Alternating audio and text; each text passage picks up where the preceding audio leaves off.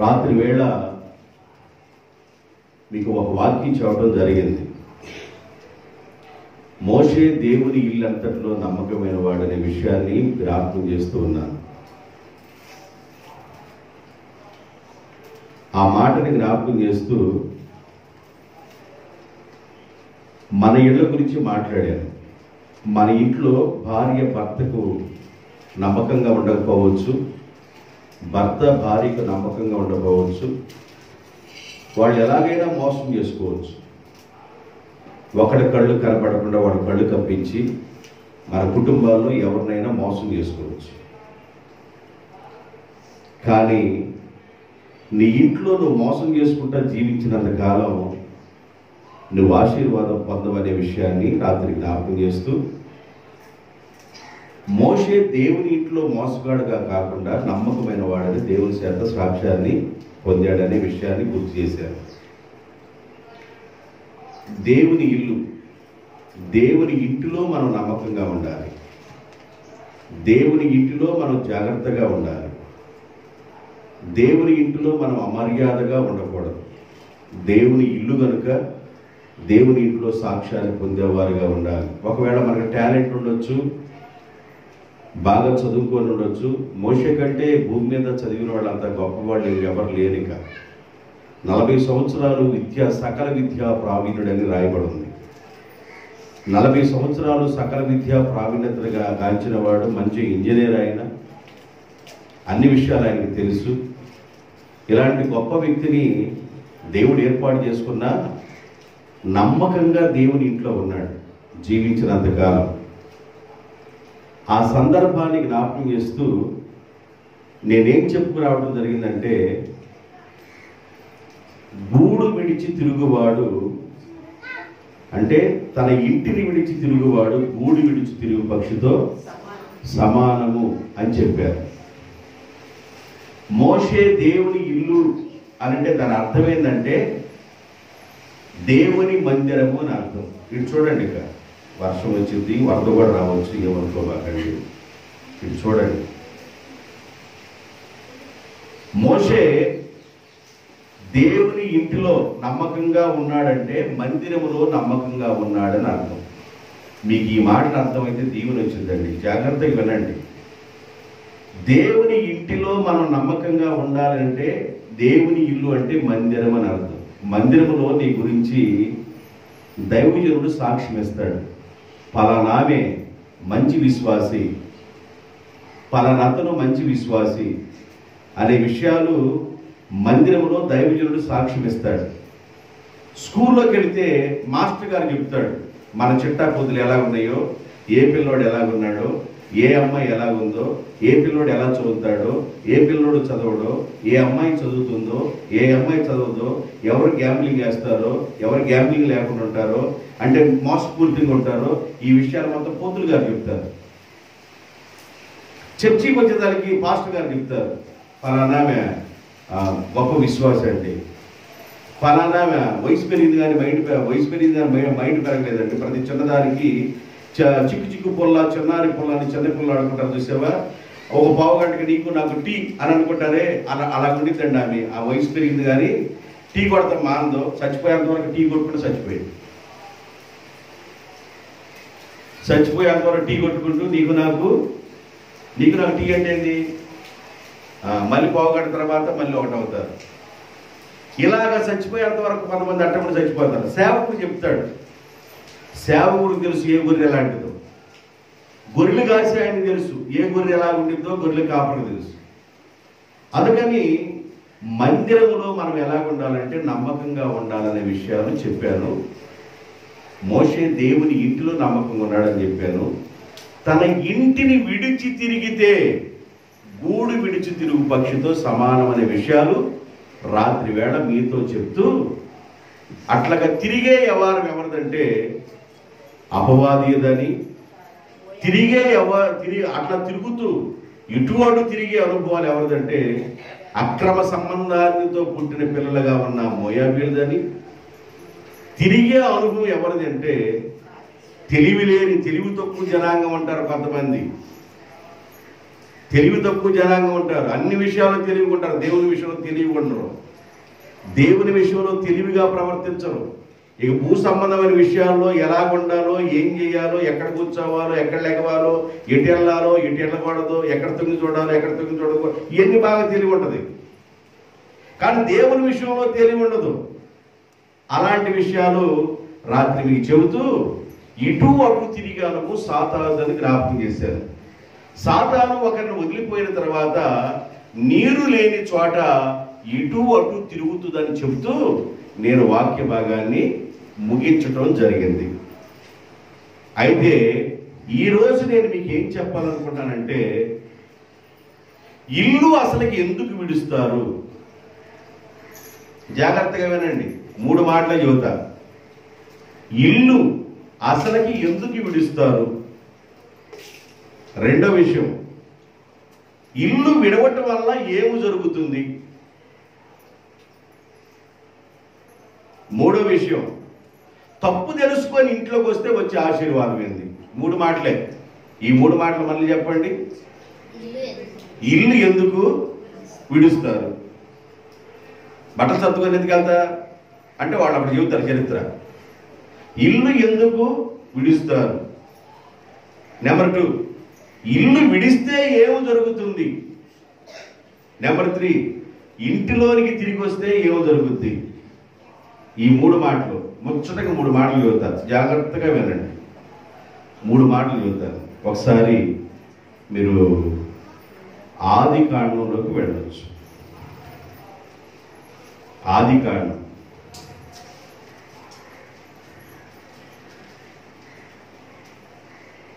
ఆది కాండం 21వ అధ్యాయము.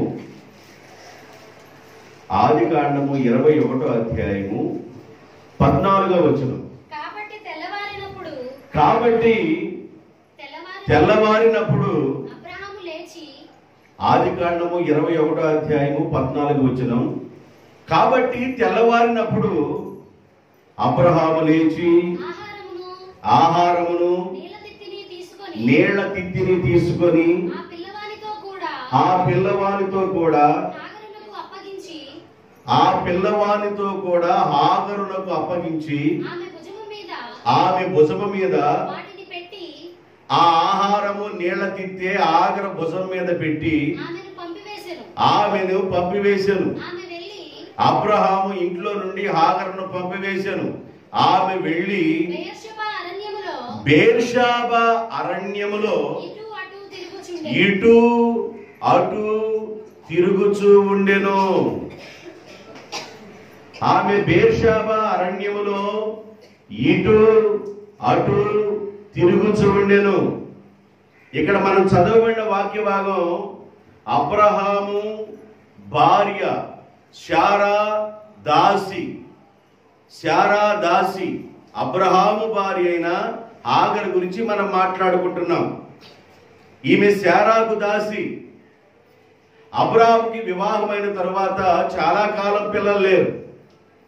చాలా కాలం పిల్లలు లేకపోతే ఈ శారమ్మ మనసులో అనుకుంది, నాకు ఇక పిల్లలు పుట్టరేమో అని శారమ్మ మనసులో అనుకుంది. శారమ్మ మనసులో అనుకోవడానికి ఒక రీజన్ ఉంది. ఏంటంటే ఆమెకున్న రీజను, నెలసరి ఆమెకి ఉడికిపోయింది. ఆమె నెలసరిలో ఇక ఉండటానికి అవకాశం లేదు. ఆమెకి ఉడికిపోయింది, గర్భం ఉడికిపోయింది. ఆమె అందువల్ల ఇక నాకు పిల్లలు పుట్టే యోగ్యత లేదు, ఇక అర్హత లేదు అని శారమ్మ మనసులో ఊహించుకుంటుంది. అయితే దేవుడేమని అబ్రహాముతో అంటాడు, నిశ్చయముగా నేను నీకు పిల్లల్ని ఇస్తాను. దేవునికి స్తోత్రం. నేనిచ్చే పిల్లలు ఎలాగుంటారు అంటే ఆకాశపు నక్షత్రాల్లాగా, సముద్ర తీరంలో ఉన్న ఇసుక రేణువుల్లాగా నీ పిల్లలు ప్రపంచం అంతా వ్యాపిస్తారు అబ్రహాం అని దేవుడు అబ్రహాముతో చెప్పాడు.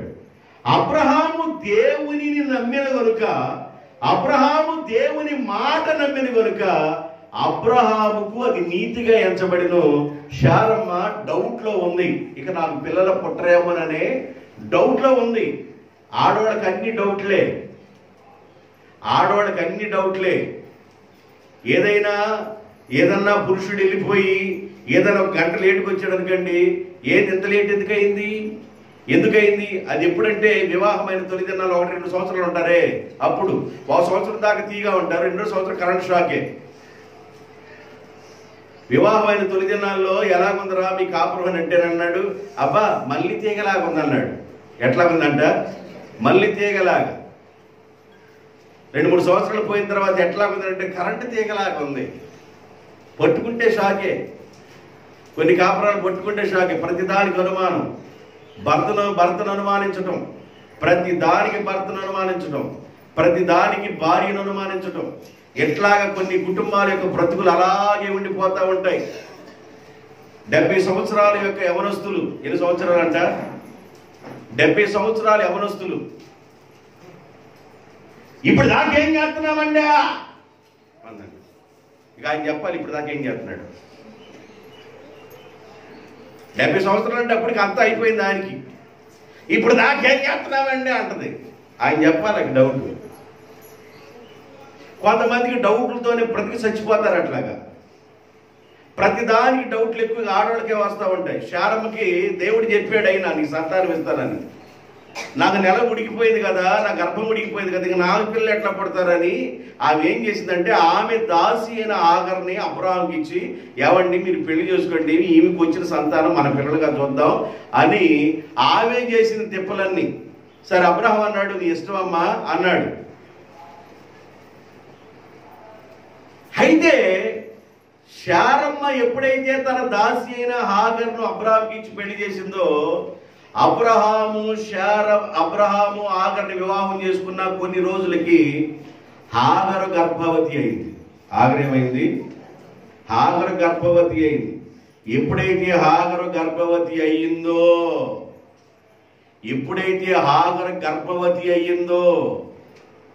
ఇప్పుడు నేనేం చెప్పబోతున్నా మీకు, ఇంటిలో నుండి ఎందుకు వెళతారు అని చెప్తున్నా. ఇల్లు విడిస్తే ఏం జరిగిద్ది, మరలా తిరిగి ఇంట్లోకి వస్తే వచ్చే ఆశీర్వాదం ఏంది, ఈ 3 మాటలు చెబుతా. ఇప్పుడు ఇంటిని విడిచి ఎందుకు వెళతారనే మాట చెబుతున్నా. ఈమె గర్భవతి అయింది. హాగరు గర్భవతి అవ్వగలే హాగరు శారమ్మకి వెళ్ళే కాలు మీద కాలు వేసుకొని కూర్చొని ఆ కాలుని ఇట్టా ఊపుతూ, ఒకరు కాలు మీద కాలు వేస్తారు, ఇట్లా కుర్చీలో కూర్చొని. ఆడు మామూలు కూర్చోలేరు, ఇట్లా కూర్చుంటారు. ఆ కాలు ఎట్టెట్టు ఊపుతున్నారు. హాగరు అట్టాకి ఊపుతూ శారమ్మ యజమానురాలుగా చూస్తా. హాగరు నేనే ప్రస్తుతానికి యజమానురాలని, శారమ్మ నువ్వే నాకు దాసి అన్నట్లుగా చూస్తుంది హాగరు. శారమ్మకి నచ్చలా, ప్రవర్తన నచ్చలా, పద్ధతి నచ్చలా. ఒక యజమానురాలు ఎదుట ఒక దాసి బిహేవియర్ నచ్చలా. యజమానురాలికి బాధ కలిగిస్తుంది, యజమానురాలికి వేదన కలిగిస్తుంది, చాలా వేదన కలిగిస్తుంది, మనసులో వేదన పడుతుంది. ఇలాంటి సమయంలో హాగరు శారమ్మని ఎలా చూస్తుంది అని అంటే, ఆదికాండ 16వ అధ్యాయంలో 4-5 వచనాలు. అబ్రహాము హాగరుతో వెళ్ళినప్పుడు హాగరు గర్భవతి ఆయను. హాగరు గర్భవతినయ్యాను అనే సంగతి తెలుసుకొని హాగరు యొక్క యజమానురాలైన శారమ్మ హాగరు దృష్టికి నీచమైన దానిగా చూస్తుంది. నీచమైన దానిగా చూడటం అంటే ఏంది? నీచంగా చూడటం అంటే ఏంది?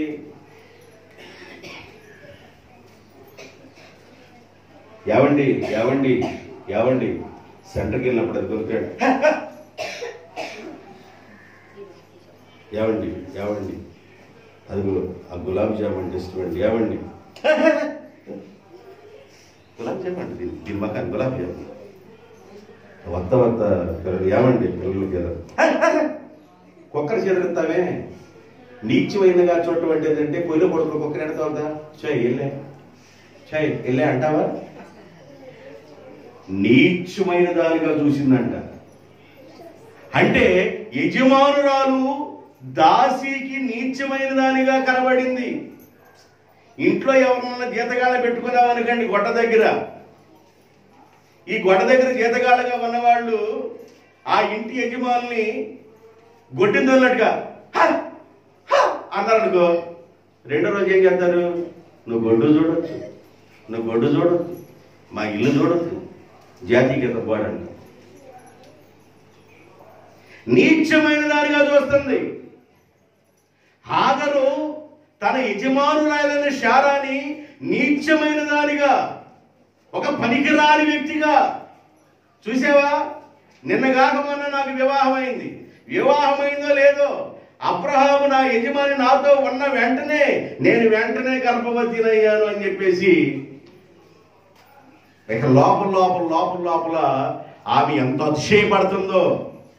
ఆమె ఏమనుకోవాలంటే, ఎక్కడో ఉన్న నన్ను నా యజమానురాలైన శారమ్మ తన యజమానుడికి ఇచ్చి వివాహం చేయటంటే ఎంత గొప్ప మనసో, నేను ఆమెకు మొక్కాలి అనే ఆలోచనలో ఆమె ఉండాలి. అలా లేదామె. ఇంటిలో నుండి ఎందుకు వెళ్తారు? ఆ కారణాలు చెబుతున్నా. నీచమైన వ్యక్తిగా చూస్తుంది. నేను వాక్యంలో కాస్త ముందుకెళ్ళాలి, చాలా విషయాలు చెప్పాలిగా, అందుకని నేను కొంచెం కట్ చేస్తూ చెప్తాను, జాగ్రత్తగా. అయితే కొంతకాలం అయిన తర్వాత, కొన్ని నెలలు గడిచిన తర్వాత అబ్బాయికి జన్మనిచ్చింది. ఏ అబ్బాయికి? ఇష్మాయేలుకి జన్మనిచ్చింది. ఇష్మాయేలు పుట్టాడు. ఇష్మాయేలు పుట్టాడు. ఈ ఇష్మాయేలు గురించి బైబిల్ రాయబడింది, అడవి గాడిద. ఏ గాడిద? అడవి గాడిద. ఇక మామూలు కూడా దేవారం, అడవి గాడిద అనే విషయం బైబిల్లో రాయబడి ఉంది. ఇష్మాయేలు పుట్టాడు. ఇష్మాయేలు పుట్టిన తర్వాత వాడికి ఒక వస్తా ఉంది, ఎదుగుతా ఉన్నాడు. ఆ తర్వాత దేవుడు శారాని జ్ఞాపకం చేసుకున్నాడు. దేవునికి స్తోత్రం. 99వ సంవత్సరం. అబ్రహాముకి దాదాపు 100 సంవత్సరాలు వచ్చినాయి.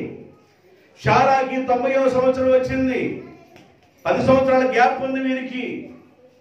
శారా నీళ్లు పోసుకుంది. అబ్రహాం బాధపడుతుంటే దేవుడు అన్నాడు మరలా జ్ఞాపకం చేస్తూ, నీ భార్య వలన వచ్చిన సంతానమే అది వాగ్దాన సంతానము. అబ్రహాం, నేను చెప్పిన ఆగ్రహం చేసుకోమని నీ భార్య చెప్పింది, నీ భార్య మాట నీ విన్నావు. అయితే నేను ఒకటి చెబుతున్నాను, విను. నీకు నీ భార్యకు పుట్టిన సంతానమే వాగ్దాన సంతానం. అబ్రహాం, నా మాట విను, ఖచ్చితంగా నీకు సంతానం కలుగుతుందని దేవుడు చెప్పాడు. అప్పుడు శారం ఏం చేసిందంటే పొక్కుని నవ్విందంట. ఇంకా నాకు సంతానం పడతమైంది, గర్భం కూడా ఉడికిపోతే, నెల సరిపోతే నాకు ఇంకా సంతానం పడతలేదని పొక్కునింట్లో నవ్విందంట. దేవుడు అన్నాడు, రాయిడ్రా బయట రా శారమ్మ అన్నాడు. దేనికి నవ్వుతున్నావు అన్నాడు. నేను నవ్వట్లేదయ్యా. నేను ఎందుకు నవ్వాను? చిన్నమైన దెబ్బతిందా నీకు నవ్వటానికి? చిన్నమైన పోయిందా నువ్వు నవ్వటానికి? ఏ నా మాట్లాడిన పెద్ద ఈజీగా ఉన్నాయి నీకు? మీదటికి మరలా నేను వస్తా, నీ ఒళ్ళో మొగబెట్టి ఉంటాడు, దీవించి దేవుడు వెళ్ళిపోయాడు. దేవునికి స్తోత్రం. దేవుడు ఆ రాత్రి శారమ్మను జ్ఞాపకం చేసుకున్నాడు. శారా గర్భం తెరవబడింది. దేవుని మహాదయ ద్వారా ఆమెకి 12 బిడ్డనిచ్చారు. ఆ బిడ్డ పేరు ఇస్సాకు. ఆ బిడ్డ పేరేంది? ఇస్సాకు. వృద్ధాప్యములో దేవుడు ఇస్సాకునిచ్చాడు కనుక ఇస్సాకు అనే పేరుకి అర్థం ఏంటంటే, మా ముసలతనంలో మాకు దేవుడు నవ్వుని ప్రసాదించాడు, బిడ్డనిచ్చాడు, మా నోట నవ్వుని పెట్టాడని ఇస్సాకు అనే పేరుకి అర్థం ఏంటంటే నవ్వు అని అర్థం. నవ్వు అని పెట్టారు కాబట్టి ఇస్సాకు అనే పేరు పెట్టారు. ఇస్సాకుకి పాలు విడిచిన తర్వాత అబ్రహాము విందు చేశాడు, గొప్ప విందు చేశాడు. అబ్రహాము విందు చేస్తే ఈ ముందుగా పుట్టాడే ఇష్మాయేలు ముందుగా పుట్టాడు కదా, ఆయన ఏం చేశాడు చూడండి. తల్లి లక్షణాలు బిడ్డలకి ఎంత జాగ్రత్తగా చూడండి. ఆదికాండం 21వ అధ్యాయం 9-10 వచనాలు. అప్పుడు అబ్రహామునకు ఐగుప్తీయురాలైన హాగరు కనిన కుమారుడు. ఎవరిని? ఇస్సాకుని పరిహరించుట, పరిహాసం చేయుట, అపహాస్యం చేయుట, హేళన చేయుట. పరిహాసం అంటే దాని అర్థం ఏం రాయబడిందంటే తీవ్రమైన అనే విషయం రాయబడి ఉంది. పరిహాసం చేస్తున్నాడు, హేళన చేస్తున్నాడు. నేను అన్ననే, నేను ముందు పుట్టానే, లేక లేక నా తండ్రికి మరలా ఒక బిడ్డ పుట్టాడు, నా తమ్ముడు అని దగ్గర తీసుకోవలసి ప్రేమగా ఉండవలసిన ఈ వీడు, ఈ ఇష్మాయేల్ అనేవాడు పరిహాసం చేస్తున్నాడు, అపహాస్యం చేస్తున్నాడు. ఈ విషయం ఎవరు చూశారంటే శారమ్మ చూసింది. ఇంతకుముందు ఏమో చూసింది శారమ్మ? హాగర్ నీళ్లు పోసుకున్న వెంటనే నీచమైన దానిగా చూసింది శారమ్మని. అది మనసులో ఉంది శారమ్మకి. ఇప్పుడు శారమ్మకు బిడ్డ పుట్టిన తర్వాత శారమ్మకు పుట్టిన బిడ్డని అపహాస్యం చేస్తూ చూస్తున్నాడు ఇష్మాయిల్ అనేవాడు. తల్లిలో ఉన్న లక్షణాలు కొట్టాదికి వచ్చినాయి పిల్లవాడికి. కొట్టినట్లు, కొట్టిన పిండి అంటే అడపసాలు వచ్చిందంటే అంటారు చూసారా, అమ్మసాలు దిగింది. ఇడు చూస్తేనేమన్నా హాగరు నీచంగా చూసింది యజమానురాల్ని. హాగరుగా పుట్టిన కుమారుడు కూడా, పుట్టిన తమ్ముడు, వరస తమ్ముడికి తండ్రి ఒకడు తల్లిద్దరు, పుట్టిన తమ్ముడుగా ఉన్న ఇస్సాకుని అపహాస్యం చేస్తూ చూస్తున్నాడు. నచ్చల క్యారెక్టర్, నచ్చల. అబ్రహాం, నా యజమానుడైన అబ్రహామా, ఆ యమ్మ శారమ్మ, ఇదిగో నీ దాసురాలు, నా దాసురాలు ఉందే హాగరు, ఆమె వెంటనే తట్ట పొట్ట సర్ది నా ఇంటి నుంచి పంపించేసేయాలి. అబ్రహాం ఆలోచనలో పడ్డాడు. ఆలోచనలో పడి ప్రార్థన చేస్తున్నాడు. దేవుడు అన్నాడు, శారమ్మ ఏం చెప్పిందో అది చెయ్యి అన్నాడు. ముందు చెప్తే చేసావుగా, పెళ్లి చేసుకున్నాక గవాలు చేసుకున్నావుగా, కొత్త వ్యవహారం వచ్చిందని, శారమ్మే కాకుండా కొత్త సరుకు వచ్చిందని, శారమ్మతో కాపురం చేసి కొత్త సరుకు వచ్చిందని చేసుకున్నావుగా. మరి అప్పుడు అడగలేదు నన్ను ప్రార్థన చేసి కొత్త సరుకుని చేసుకోమంటా వద్దంటావు, అది గపక్కని చేసుకున్నావుగా. ఇప్పుడు ఆమె శారమ్మ చెబుతుంది, నువ్వు త్వరగా వెళ్ళిపో, ఆమె పంపించేసేయి అన్నాడు. నేనేం చెబుతున్నాను విన్నావుగా అబ్రహాం, నీ భార్య అయిన శారమ్మకు సంతానం ఇస్తాను, ఆకాశ నక్షత్రాల్లాగా విస్తరింపజేస్తాను, ఇసుక రేణువులాగా చేస్తానని నేను చెబుతూనే వస్తున్నానా? చెబుతుంటే నీ మాట విన్నా కదా. నా మాట ఇంటే ఆఖరిని ఎందుకు చేసుకుంటా? నువ్వు శారా మాట విన్నావు. నా మాట ఇంటే ఆఖరిని ఎందుకు చేసుకుంటా? నువ్వు శారా మాట విన్నావు. ఇప్పుడు శారా ఏం చెప్పిందని పంపించేశాను. అన్నం మూట కట్టాడు, నీడ తీసుకున్నాడు, హాగర భుజం మీద పెట్టాడు, పిల్లోని తీసుకొని అతికిచ్చాడు భుజానికి. ఇక వెళ్ళామా అన్నాడు. ఇక నీడ తీసుకొని అన్నం మూట తీసుకొని చిన్నగా బయలుదేరి వెళ్ళిపోయి బేర్షాబా అరణ్యంలో తిరుగుతుంది. అలాగ తిరుగుతున్న సమయంలో వాడు తీసుకెళ్ళిన ఆహారం అయిపోయింది, వాడు తీసుకెళ్ళిన నీళ్లు అయిపోయినాయి. అది ఎడారి ప్రాంతం, వాటర్ లేవు అక్కడ, నీరు లేక ఆ పిల్లోడు అల్లాడిపోతున్నాడు. ఇష్మాయేల్ని ఇక నేను బ్రతికించుకోలేమో అనుకొని ఆ పిల్లోడు ఎక్కుళ్ళు వచ్చి చచ్చిపోయేటట్టుగా ఉన్నాడు కాబట్టి ఇక వీడు చావు నేను చూడలేదని ఆ పిల్లోడు అక్కడ పడేసి ఇవి దూరం వెళ్ళి కూర్చొని ఏడుస్తా ఉంది. ఆకాశమునందున్న దేవుడు హాగరు వైపు చూసి, హాగరు నీకేమొచ్చింది? నువ్వు ఇంట్లో నుండి బయటికి ఎందుకు వచ్చావు? నువ్వు అరణ్యంలో ఇటు అటు ఎందుకు తిరుగుతున్నావు? ఈ తిరిగే గతి నీకెందుకు పట్టింది? చక్కగా అబ్రహాం ఇంట్లో నువ్వు ఉండవలసిన దానివి, దేవుని మాట వింటున్నా అబ్రహాం ఇంట్లో జాగ్రత్తగా ఉండవలసిన దానివి, దేవుని కలిగి ఉన్న అబ్రహాం ఇంట్లో జాగ్రత్తగా ఒదిగి మదిగి ఉండవలసిన దానివి. నీకేం పోయే కాలం వచ్చింది? ఇల్లు వదిలిపెట్టి గూడు వదిలిపెట్టి తిరిగిన పక్షి తిరిగినట్టుగా తిరుగుతున్నావు. నీకేం గతి పట్టింది? ఆ గతి పట్టడానికి 2 రీజన్స్ చెప్పారు. ఈ గతి పట్టడానికి 2 రీజన్స్. ఒక రీజన్ ఏంటంటే యజమానురాలు నీచంగా కనబడింది, యజమానురాలు కుమారుడు అపపరిహాసం చేస్తామన్నాడు. తల్లి లక్షణాలు బయటకు వచ్చేసింది. ఇల్లు వదిలిపెట్టడానికి గల కారణములేవి అనగలే 2 కారణాలు. ఒకటి యజమానురాలు నీచంగా, దేవుని బిడ్డలారా, దేవుడు ఒకవేళ నిన్ను ఆశీర్వదించినా, నువ్వు అందరి అంతస్తులో ఉన్నా, నువ్వు అందరి స్థితిలో ఉన్నా, నీవు కోటీశ్వరుడు అయినా, ఒకవేళ ఆడుకు బాబు అయినా, ఎవరికి? కోటీశ్వరుడికి బాబు అయినా, దేవుడు నిన్ను తల్లి గర్భం నుండి ఎలా తీశాడు, అందరం కూడా అలా తీశాడు. కాబట్టి దేవుడు నీకు ఆశీర్వాదం వస్తే వచ్చిందేమో, దాన్ని బట్టి నీవు దేవుని దగ్గర అణిగి మణిగే ఉండుగాక. దేవునికి స్తోత్రం. అబ్రహాం కంటే భూమి మీద గొప్పవాళ్ళు ఏమన్నా ఆశీర్వాదం పొందిన వాడు ఉన్నారేంది? ఆ రోజుల్లో రాజుల కంటే కూడా అబ్రహాం ధనవంతుడు. రాజుల కంటే కూడా అబ్రహాం ధనవంతుడు. రాజులందరూ అబ్రహాం దగ్గరికి వచ్చి అన్నాడు, నువ్వు మాకంటే బహు ఆస్తి కలిగిన వాడు అని చెప్పారు. మా మధ్య నువ్వు ఎలా ఉన్నావంటే భాగ్యవంతుడు అని చెప్పారు. అలాంటి అబ్రహాము దేవుని పాదాల దగ్గర తగ్గించుకొని, నేను దుమ్ము లాంటి వాడినయ్యా, నేను ధూళి లాంటి వాడినయ్యా అని దేవుని పాదాలు పట్టుకుని ప్రతిరోజు ప్రార్థన చేసేవాడు అబ్రహాం. దేవుని పాద సన్నిధానంలో నమ్మకంగా ఉన్నాడు అబ్రహాం. ఆస్తి పెరిగిన తర్వాత, అంతస్తు పెరిగిన తర్వాత చాలా మంది జీవితాల్లో మాట మారిపోయింది. ఏం బాబాయ్ బాగున్నావంటరా అని చక్కగా మాట్లాడేవాళ్ళు ఇప్పుడు ప్యాషన్ పెరిగిపోతుంది, ప్యాషన్ పీసురేగిద్ది, మనిషి జీవితం మారిపోద్ది, మాట మారిపోద్ది, నడక మారిపోద్ది. ఏంది నువ్వు దేని చూసుకుని అహం అంటే ఆ పైసామే పరమాత్మ. ఏదంట? పైసామే పరమాత్మ. పైసా వచ్చింది, పైసాని ఎలాగ తీసేయాలో కూడా ఆయనకు తెలుసు. కనుక దేన్ని చూసుకుని అతిశయపడద్దు.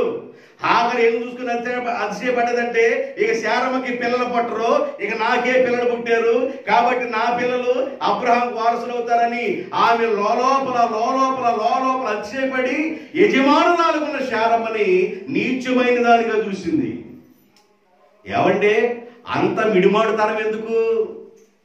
కొంతమందికి మిడిమాడుతనం ఎక్కువ, కొందరికి అదిరిపాటు ఎక్కువ, కొందరికి అదిరిపాటు ఎక్కువ, అదిరిపాటుగా ఉంటారు కొంతమంది. జాగ్రత్తగా ఉండాలి. ఈ అదిరిపాటు తనం వలన ఇంటిలో ఉన్న హాగరు బయటకు వెళ్ళిపోయింది. ఎందుకు ఇటువాడు తిరుగుతున్నావు? ఇంట్లో ఉండవలసిన దానివి ఇంట్లో ఉండకుండా ఈ గతి రావడానికి కారణం ఏంది? నేనేనయ్యా కారణం, నా మిడిమాడుతనమేనయ్యా, నేను మిడిసిపడతమేనయ్యా, నేను అదిరిపడతమేనయ్యా అంటేను సరేలే అన్నాడు దేవుడు. నీ బిడ్డ ఏడుస్తున్నాడు కదా, మంచినీళ్ళు లేకే కదా, రైట్, అక్కడ నేను నీళ్ళని ఓటను పుట్టించాను, ఆ ఓటలో ఉన్న నీళ్లు నీ బిడ్డకు తాగించి బ్రతికించుకో అన్నాడు. దేవునికి స్తోత్రం.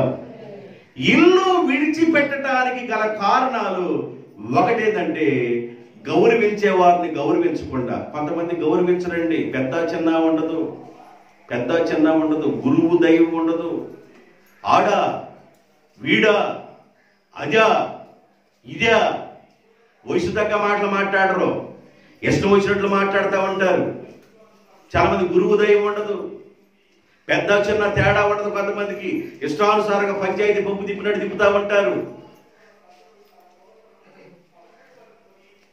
ఆ పాస్టరా నేను రమ్మంటే వస్తాను, పొమ్మంటే పోతాడు. ఆ పాస్టరా నేను రమ్మంటే వస్తాను, పొమ్మంటే, నీ పాస్టర్ గోడితో అన్నాడు, రమ్మంటే వస్తాను పొమ్మంటే నీ మీద లంకిలి బిందు లేక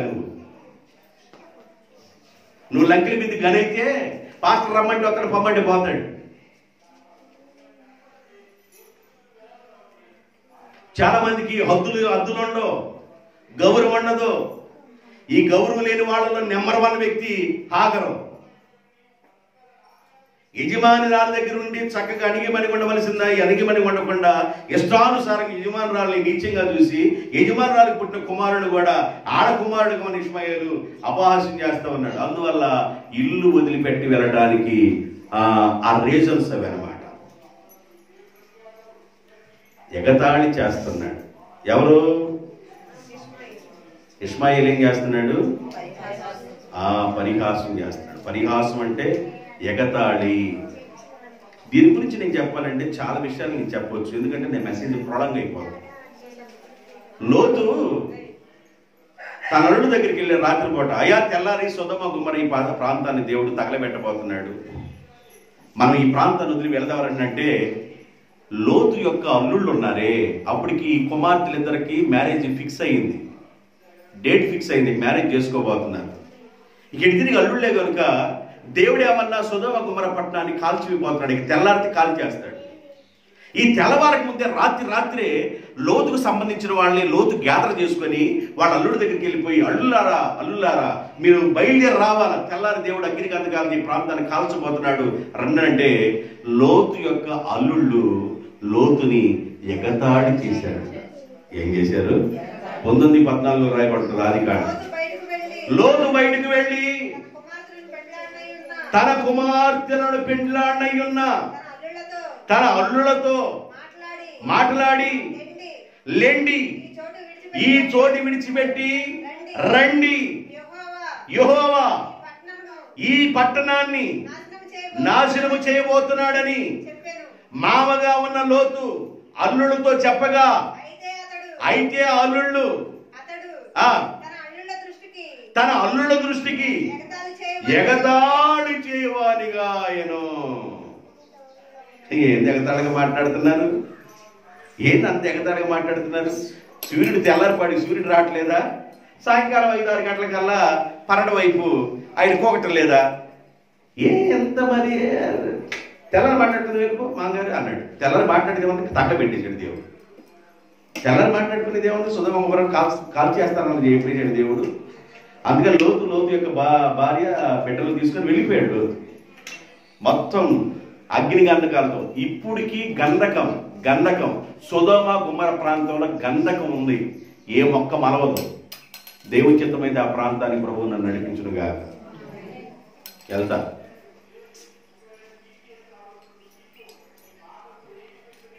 మొక్క ఏది మలవదు. మృత సముద్రం అని ఒకటి ఉంది. ఎంత లోతులో కన్నా ఇల్లు మునిగిపోవు. దాంట్లో ఇట్లా పడుకొని పేపర్ చదువుకుంటాము అంటారు. మునిగిపోరాళ్ళు. అదొక సముద్రం.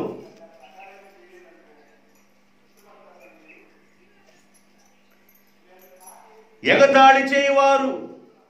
ఇష్మాయేలు తన తమ్ముడు చూసి ఎగతాళి చేస్తున్నాడు.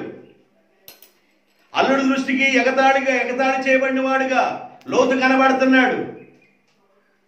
యేసేపుని, హెబ్రీయుడిగా ఉన్న యేసేపుని ఐగుప్తు దేశంలో అమ్మేస్తే ఫరో రాజు దగ్గర పనిచేసే పోతిఫర్ కొనుక్కున్నాడు.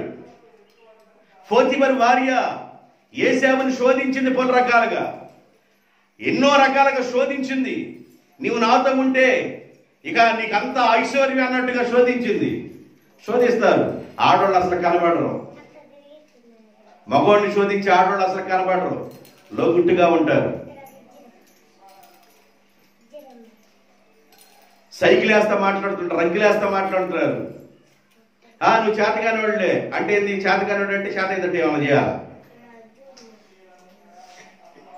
రెచ్చగొడతా ఉంటారు. రెచ్చగొట్టే సంగతి అర్థం కావట్లా.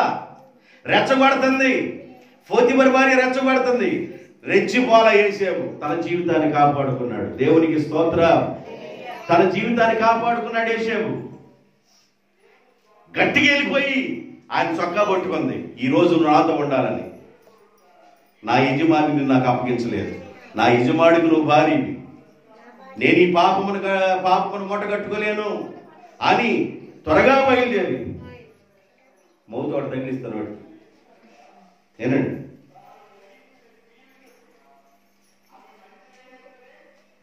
ఇక ఆయన చొక్కాని గుంజుకొని వెళ్ళిపోయాడు.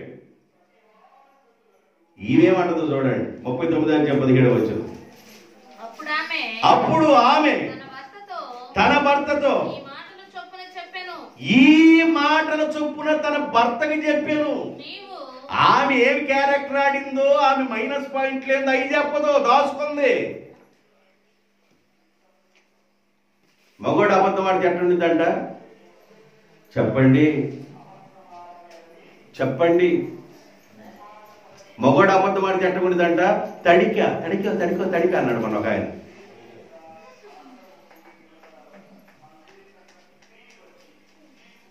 ఏంది నిట్టగా అన్నాడు అన్న. ఒక ఊరు, ఆ ఊరి పేరు చెప్పలే, ఎందుకంటే లైవ్లో వెళ్తుంది కదా. ఆ ఊరి పేరు చెప్పను. పప్పు దగ్గర నీళ్లు కొట్టుకుంటున్నాడు. కొట్టుకోవద్దు క్యాక్ అన్నాడు. ఎవరినో చూసి నేను అటు చూసా. ఏంది నీటికేమో క్యాక్ అంటున్నాడు అని ఇటు చూశాను. ఏందమ్మా అని అడిగా. ప్రార్థన చేయడానికి వెళ్ళాను. ఆడ భార్యకి గుండె ఆపరేషన్ చేశాడు. ఎవరు చూసినా కేక్ అంటున్నాడు అన్నాడు. భార్య కంటే గుండె ఆపరేషన్ అయిందంట. ఎవరు చూసినా కేక్ అంటాడంట. 2 సంవత్సరాల తర్వాత ఆ ఊరు వెళ్ళాను. 2 సంవత్సరాల తర్వాత ఆ ఊరు వెళ్తే చెప్పులు వేసుకోవడానికి చెప్పులు పడతల కాళ్ళకి నీరు బాగా దిగిపోయి కేక్ అంటున్నాడు. కాళ్ళు మొత్తం ఉబ్బిపోయింది. ఎవరు చూస్తే తనకి కేక్ అంటాక, ఎవరు చూస్తే తనకి కేక్ అంటే అంతేగా కేక. కాళ్ళు మొత్తం నీరు దిగిపోయి చెప్పులు పడతలేక ఇక స్తంభాల్లాగా ఉన్నాయి. రోడ్డు అప్పుడు మౌన్ నడిచే మనిషి స్తంభాలు వేసుకొని నడిచినట్టు నడుస్తున్నాడు. నేనన్నా ఏమ్మా కేవు కేక ఎక్కడికి వెళ్ళాడు అన్న. అదిగో వస్తున్నాడు చూడు రోడ్డు కేవు కేక. చాలా మంది జనాన్ని చూస్తే ఊర్చుకోరు కేవు కేకే. పట్టుకుంటాడు దేవుడు ఒక రోజున.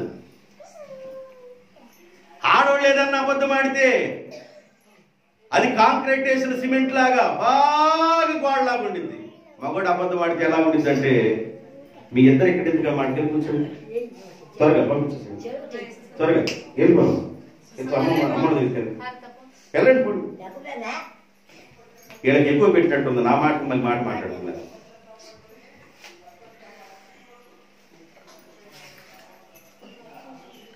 ఆడమ్మ చెవులు చెబుతూ ఉండండి నేను చెప్పేయాను.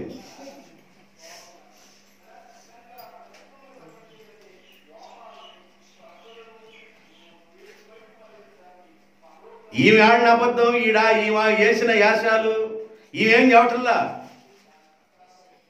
ఈమెది చాలా కాంక్రీట్ లాగా ఉంది. ఈమెం చేసిందో చెప్పటంలా. ఏం చెబుతుందో చూడండి, చదవండి. నీవు మన యొద్దకు మార్కెట్ లో నుండి కొనుక్కొచ్చిన ఆ హెబ్రీ దాసుడు నన్ను ఏం చేశాడు? ఎగతాళి చేశాడు. నన్ను ఎగతాళి చేశాడు. ఏ భర్త ఊరుకుంటాడండి? తన భార్యను కొట్టుకొని రోడ్డుని వెళ్ళేవాడు పలానా మాట అన్నాడంటే ఏ భర్త సహిస్తాడు? సహించలేని భర్త. అప్పుడు ఆలోచన చేశాడు. ఏషాబు అలాంటి వాడు కాడు. ఏషాబు నమ్మకమైన వ్యక్తి. ఏషాబు చాలా మంచివాడని అప్పుడు ఆలోచన చేశాడు. కానీ భార్య కదా చెప్పింది. ఏ భర్త సహిస్తాడు? సహించలేని భర్త జైల్లో వేసేసాడు. పనిష్మెంట్ ఇచ్చారు. ఏషాబు జైల్లో కూడా దేవునికి నమ్మకంగా ఉన్నాడు. దేవునికి స్తోత్రం. ఎగతాళి అనే విషయాలు చెప్పాలంటే నేను ఇదే మెసేజ్ చెప్పగలను, కానీ నా మెసేజ్ అది కాదు. ఇష్మాయేలు తన తమ్ముడిని ఎగతాళి చేస్తున్నాడు. హాగరు తన యజమానుల శాలాన్ని నీచంగా చూస్తుంది. అందుకని ఏమైపోయిందంట? ఇల్లు వదిలిపెట్టి వెళ్ళవలసిన గతి పట్టింది. ఇల్లు ఎందుకు వదిలిపెట్టి వెళ్ళవలసిన గతి పట్టింది అనగలే 2 మాటల హాగరుని బట్టి మీరు గుర్తు చేసుకోవాలి. రెండో విషయం చెప్తాను. లోకాసు వార్త 15వ అధ్యాయం. లోకాసు వార్త 15వ అధ్యాయం 11, 12 వచనాలు. మరియు ఆయన ఇట్లా నేను ఒక మనుషునికి 2 కుమారులు, వారిలో చిన్నవాడు తండ్రి ఆస్తిలో నాకు వచ్చు భాగం ఇవ్వమని తన తండ్రిని అడిగి తండ్రిగా ఉన్న ఆయన చిన్నవాడికి పెద్దవాడికి ఆస్తిని పంచిపెట్టాను. కొన్ని రోజులైన తర్వాత ఆ చిన్న కుమారుడు సమస్తమును ఆస్తిని కూర్చుకొని దూరదేశమునకు ఇల్లు వదిలిపెట్టి దూరదేశమునకు వెళ్ళిపోయి దుర్వ్యాపారము చేసి ఉన్నది పోగొట్టుకొనెను. వినండి, ఇల్లు వదిలిపెట్టడానికి రెండో రీజన్. పుట్టిన పిల్లల్లో చిన్నోడు చాలా డేంజర్. గుర్తుపెట్టుకోండి. నీకు 2 పిల్లలు ఉంటే చిన్నోడు చాలా డేంజరు. ఆడపిల్లైన మగ పిల్లలని చిన్నోళ్ళు చాలా డేంజర్ అనమాట. గుర్తుపెట్టుకోండి.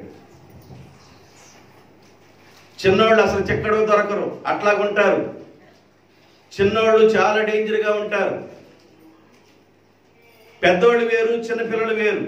మనం చిన్నోళ్ళు అనుకుంటా కానీ చిన్నోళ్ళు చాలా ముదురుగా ఉంటారు, శతకోటి ముదురుగా ఉంటారు.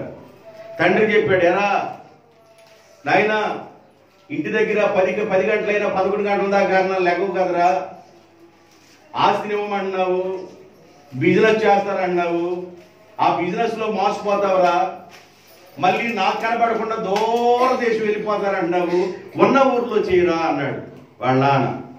ఏదన్నా బిజినెస్ చేస్తే ఉన్న ఊర్లో చేయరా అన్నాడు. అసలు బిజినెస్ కంటే ముందుగా ఉదయకాలం లేవటం నేర్చుకోరా అన్నాడు. నేను లేగవను. ఉదయం లేవరా, నేను లేగవను. ఉదయాన్నే లేవరా, నేను లేగవను. ఎందుకని? 1 గంట దాకా నేను ఆడుకోవద్దు. 1 గంట దాకా నేను ఆడుకుంటే ఉదయాన్నే నేను ఏళ్ళెగుతాను. నేను అలసిపోవటానికి 10 పైసలు నా సంపాదిస్తున్నావంటరా అన్నాడు. లేదు. మరి నా దగ్గర 10 పైసలు ఎందుకు తీసుకుంటున్నావురా నువ్వు? నా దగ్గర ఆస్తి ఎందుకు తీసుకుంటున్నావురా నువ్వు? ఈ ఆస్తి తీసుకొని వ్యాపారం చేయాలని ఆశ ఉంది నీకు. ఈ వ్యాపారం చేసిన వాడివి ముందు ఇక్కడే చేయరా, నువ్వు ఏం చేస్తున్నావు ఇక్కడ చేయి. లోటుపాట్లు ఉంటే నేను చెబుతానంటే నువ్వు చెప్పేది ఏంటంటే నాకు లోటుపాట్లు, నేనంత సీనియర్ అన్నాడు. ఏమన్నాడు? నేను సీనియర్, నాకు అన్నీ తెలుసు అన్నాడు. సీనియర్ కదరా, నా మాట వినరా, నువ్వు అన్నీ తెలుసు అను, నా మాట వినరా అని ఎన్ని చెప్పినా మాట వినలా. డబ్బు మొత్తం సమకూర్చుకున్నాడు. సమకూర్చుకొని ఇల్లు విడిచి దూర దేశానికి వెళ్ళిపోయాడు. దూర దేశంలో పలకరించేవాళ్ళు లేరు, మాట్లాడేవాళ్ళు లేరు, పరామర్శించేవాళ్ళు లేరు. దూరదేశం వెళ్ళిపోయి ఏమన్నా జాగ్రత్త పడి వ్యాపారం చేసి లాభాన్ని సంపాదించాడంటే వ్యాపారం చేయడం కాదు, లాభం సంపాదించడం కాదు.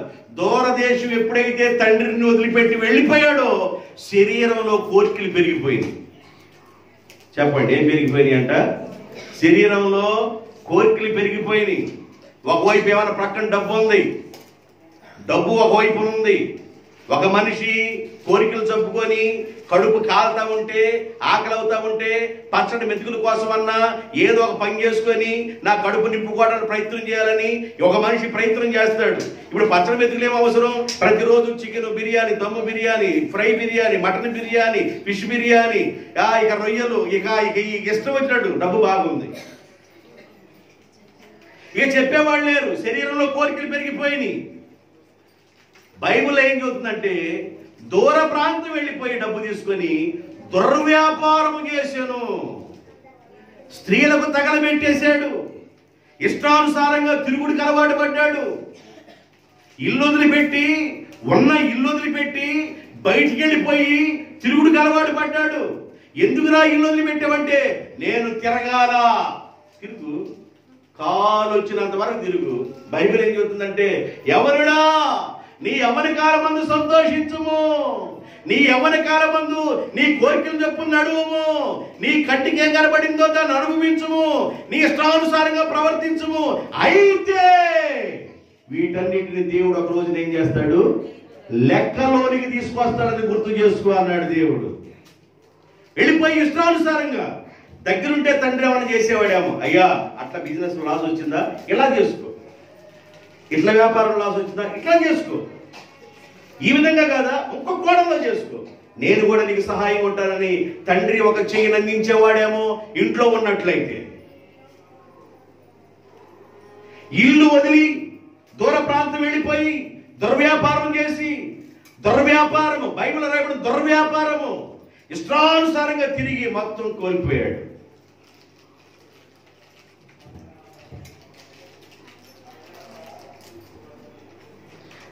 అతడు ఎవరంట? ఇంట్లో ఎవరంట? చిన్న కుమారుడు.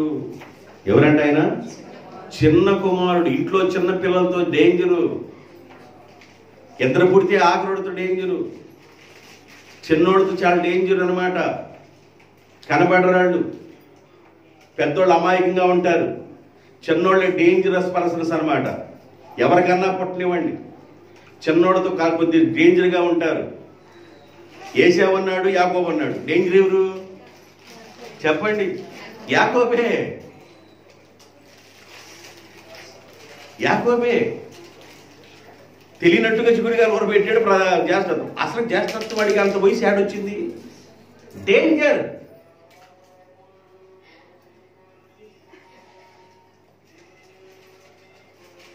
కొంతమంది తల్లిదండ్రులకి ఆడంటేనే బంక్ ఎక్కువ. కొంతమంది తల్లిదండ్రులకి ఆడంటేనే ప్రేమ ఎక్కువ. ఎంత ప్రేమ అంటే చచ్చిపోయే అంత ప్రేమ. ఎంత ప్రేమ అంట చిన్నోడంటే? చచ్చిపోయేంత ప్రేమ. నేను బైబిల్లో నుండే చెప్తా, జాగ్రత్తగా వినాలి మీరు. మరి పెద్దోడంటే చిన్నోడా దామ్మా దామ్మా, మా అమ్మ కదే, మా నేతి బిందులే, మా వందల పండే, మా బంగారం పండే. కొంతమంది ప్రేమ ఎక్కువైపోయింది ఒక ఆయనకి. బీంకులు బిలాంకులు అమ్మ భుజం మీద ఎక్కించుకొని ఒక ఆయన చాలా వయసు తర్వాత పుట్టింది ఆ అమ్మాయి. ఇప్పుడు బట్టిప్రోల్లో ఒక మాస్టర్ గారి భార్య ఆ అమ్మాయి సుబ్బమ్మ. ఆ మాస్టర్ గారి పేరు స్వామి, బట్టిప్రోల్లో హై స్కూల్లో చేస్తుంటాడు. ఆ అమ్మాయి చాలా వయసు తర్వాత పుట్టింది. వాళ్ళ నాన్న ఆ అమ్మాయిని ఎత్తుకొని, మమ్మే బీంకులే బిలాంకులే. బీంకులు అంటే ఏదో తెలియదు, బిలాంకులు అంటే ఏదో తెలియదు. ఆ పదానికి అర్థమే తెలియదు. ఆయన ప్రేమ అట్లా ఉందన్నమాట. చిన్నపిల్లడు అంటే చాలా ప్రేమ ఎక్కువ. ఆదికాండం 44వ అధ్యాయం 22వ వచనంలో బీంకులు బిలాంకులు ఎక్కడ చూడండి. ఆదికాండం 44వ అధ్యాయం 22వ వచనం. అందుకు మేము ఆ చిన్నవాడు తన తండ్రిని యాకోబుని, మా తండ్రి అయిన యాకోబుని ఆ చిన్నవాడు అనగా బెన్యామీను విడవలేదు. వాడు తన తండ్రిని విడిచిన ఎడల వారి తండ్రి చనిపోవునని యేషాబుతో చెబుతున్నారు. యేషాబు యొక్క అన్నలు అంటున్నారు, యేషాబును గుర్తుపట్ల ఐగుప్తులు యేషాబు రాజుగా ఉన్నాడు కదా, వాళ్ళందరూ వెళ్ళిపోయి సాగిలిపడి నమస్కారం చేసి ఆహారం కొనుక్కోవడానికి వెళ్ళిపోయారు. యేషాబు నా పన్నెల పడింది, మీ పనులు నమస్కారం చేస్తున్నాయి అన్నాడే. ఆ కళ నెరవేరింది. ఇప్పుడు ఆయనతో టెస్ట్ చేసి మాట్లాడుతున్నారు. ఇంకెవరున్నారు మీరేనా అన్నాడు. ఒకడు చచ్చిపోయాడయ్యా అన్నాడు. చచ్చిపోయింది యేషాబు ఎదురే ఉన్నాడు. ఇంకెవరున్నారంటే ఆఖరిగా పుట్టినవాడు ఉన్నాడయ్యా, చచ్చిపోయేవాడికి ఆ ఎరగ పుట్టినవాడు ఒకడు ఉన్నాడయ్యా అన్నాడు. యేషాబుకి ఎక్కడ లేని ప్రేమ పెరుకొచ్చింది. మరి ఆ చిన్నవాడు ఎక్కడ అన్నాడు. ఆ చిన్నవాడు తండ్రితోనే ఉన్నాడయ్యా. తండ్రి నుండి కానీ ఆ చిన్నవాడిని కానీ వేరు చేస్తే తండ్రి ఏమైపోతాడు అంటే, చిన్నవాడు అంటే చచ్చిపోయేంత ప్రేమ. చచ్చిపోయేంత ప్రేమ చిన్నవాడంటే. అమ్మా చిన్ను జున్ను ఎవరు పిలుస్తారంటే కొంతమంది పిల్లలు, చిన్నపిల్లల్ని చిన్ను, అమ్మా జున్ను, చాలా ముద్దులు పిలుచుకుంటారు చిన్ను. చిన్నవాడంటే చచ్చిపోయేంత ప్రేమ అండి. ఈ చిన్నాడే కాలాంతకుడు. నా డబ్బులు నాకు ఇచ్చేయి, దూర ప్రాంతం వెళ్తాను. అరే ఇంట్లో ఉండరా, నేను ఇంట్లో ఉండను. ఇంట్లో ఉండరా, నేను ఇంట్లో ఉండను. ఇల్లు ఇడితే గూడు విడిచి తిరిగి పక్షులతో సమానం రా, ఇంట్లోనే ఉండరా. ఉండను, నేను దూర ప్రాంతం వెళ్తా, దూర వ్యాపారం చేసుకుని నా ఇష్టం అన్నాడు. ఇంట్లో నుండి వెళ్ళటానికి గల కారణాలేవి? ఒకటి, యజమానురాల్ని నీచంగా చూడటం. 2, ఇష్మాయేలు తమ్ముణ్ణి పరిహాసం చేయటం. మూడవది తండ్రితో మాట్లాడవలసిన సంభాషణ కుదరనోడు అన్నమాట. ఇష్టానుసారంగా మాట్లాడటం. ఆ పెంపకం ఎలాగొచ్చిందో కానీ ఇష్టానుసారంగా మాట్లాడుతున్నాడు తండ్రి. నాది ఇచ్చేసే, నాకు ఇచ్చేసే అన్నాడు. సరే జాగ్రత్త పడతాడా అంటే జాగ్రత్త పడతాడా? జాగ్రత్త లేదు. ఇంటికాడ ఉన్నప్పుడే ఇష్టానుసారంగా లెగుస్తున్నాడు. ఒకవేళ దూరంగా వెళ్ళిపోతే ఆ టైంలో లెగిస్తే ఎవరన్నా ఏదైనా జాబులు పట్టుకుంటే, ఏదన్నా దేంట్లో పనికి పెట్టుకుంటే ఆ పనికి పెట్టుకుని యజమాని లాగి పడతాడేమో. తండ్రి బాధ. లాగి చెంప మీద చొళ్ళని పడతాడేమో, టయానికి రావట్లేదని బాధ. ఒకవేళ టయానికి లేకుండా ఈ డబ్బులు తీసుకెళ్ళిపోయి ఇష్టానుసారం చేసి ఒకవేళ బికారైపోతాడేమోనని తండ్రి బాధ. తండ్రికి ఉన్న బాధ వీడికి అర్థం కావట్లా. కొంతమంది పిల్లలు ఇంటి దగ్గరే చాలా క్రమశిక్షణ నేర్చుకుంటారు. దేవునికి స్తోత్రం. ఇంట్లో తల్లి తండ్రి గురువుల ముందు తల్లిదండ్రుల మాటే వినకపోతే బయటున్న వీధిలో ఉన్న మాస్టర్ మాట ఏమంటావు నువ్వు? బయటున్న వీధిలో ఉన్న మాస్టర్ మాట వినకపోతే కనబడిన దేవుడి మాట ఎలా వింటావు నీవు? కనబడిన దేవుడి మాట నువ్వు ఎలా వింటావు నువ్వు? చాలా బాధపడుతున్నాడు తండ్రి. ఏం చేయాలి? నా బిడ్డని ఏం చేయాలి? దూరదేశం వెళ్ళిపోతున్నాడు.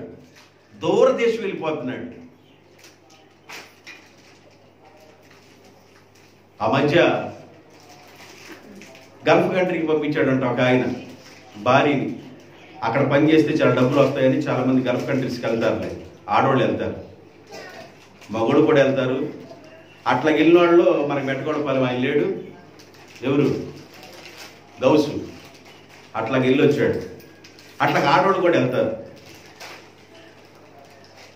వెళ్తా పాస్టర్ గారి దగ్గరికి వచ్చి ప్రార్థన చేయించుకున్నారంట. అయ్యా మరి నా భార్య ఆడికి వెళ్తుందయ్యా, ఎంతకాలం పని చేసుకుంటున్నా మాకు సరిపోవట్లేదు, అక్కడికి వెళ్ళిపోతుంది. ఎందుకే అంత దూరం? కాదయ్యా అంత దూరం వెళ్తే బాగుంటుంది, ప్రార్థన చేశారు.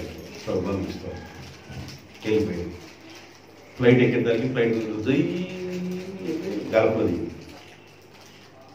ఆడింట్లో అంటూ తోపు అనేది ఇచ్చారు. సోమపండి సాయంకాలం వీడియో కాల్, ఏమండి బంగారం, ఏమండి అని రోజు ఫోన్. నెల రోజులు పని అయింది. నెల రోజుల తర్వాత రెండో నెలల కాలంగానే 3 రోజులకు ఒకసారి ఫోన్.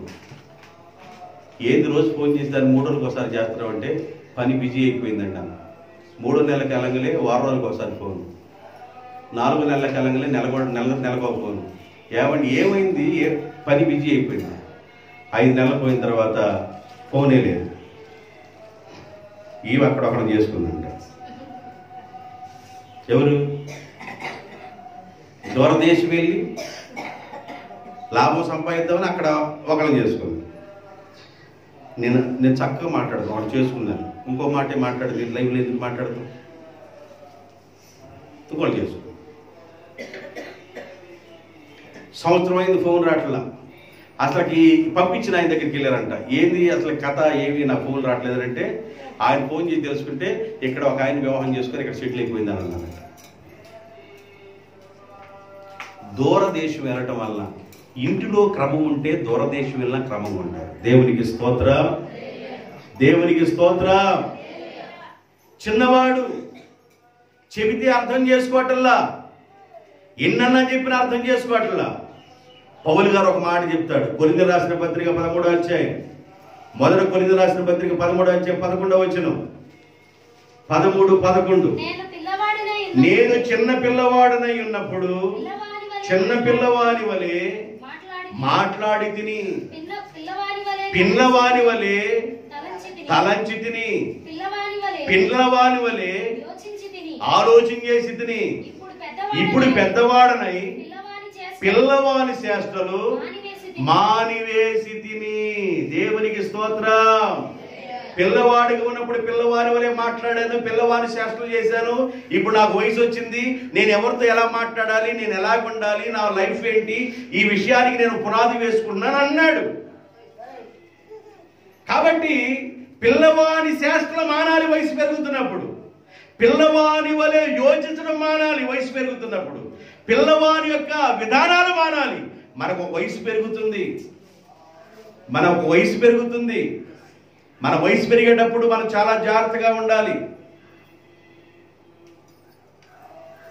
ఆ మధ్య న్యూస్ పేపర్లో రాశారు, 70 సంవత్సరాలు యవనస్తుడు 80 సంవత్సరాలు ఆమెను వివాహం చేసుకున్నాడని. ఎన్ని సంవత్సరాలు యవనస్తుడు అంట? 70 సంవత్సరాల యవనస్తుడు 80 సంవత్సరాల యవనస్తురాన్ని వివాహం చేసుకున్నాడని. అంటే కొంచెం కారణం చల్లినట్టుగా రాశాడు. వయసు 70 సంవత్సరాలు, ఇంకేముంది? 80, ఇంకేముంది? ఏం రమ్మనిద్దంట? ఏం రమ్మనిద్ది చెప్పండి? ఏం రమ్మనిద్ది? ఏదో ఉంది కదండి, మీకు తెలుసు కదా. తప్పని అనగలే మీకు అలా వెంటనే జున్ను ముక్కలా పట్టుకో. రమ్మనే స్థితిలో, ఊరియాపలకు రమ్మనే స్థితిలో ఉన్న ఈ బ్యాచ్ వాళ్ళకి 70-80 సంవత్సరాలకు వివాహం అండి.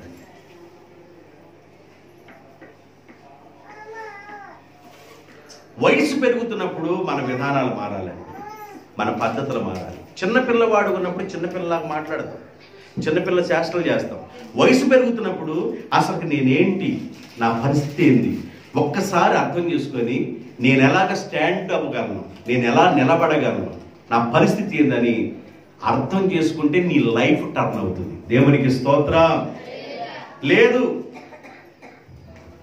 మా ఫాదర్ ఉన్నారు, మా మదర్ కూడా ఉన్నారు. మా ఫాదరు హెచ్ఎం, మా మదరు ఏషియను, ఇంగ్లీష్లో మాట్లాడరా అన్నాడు. ఏదో ఒక వీడియోలో వస్తుంది. ఆమె కూటి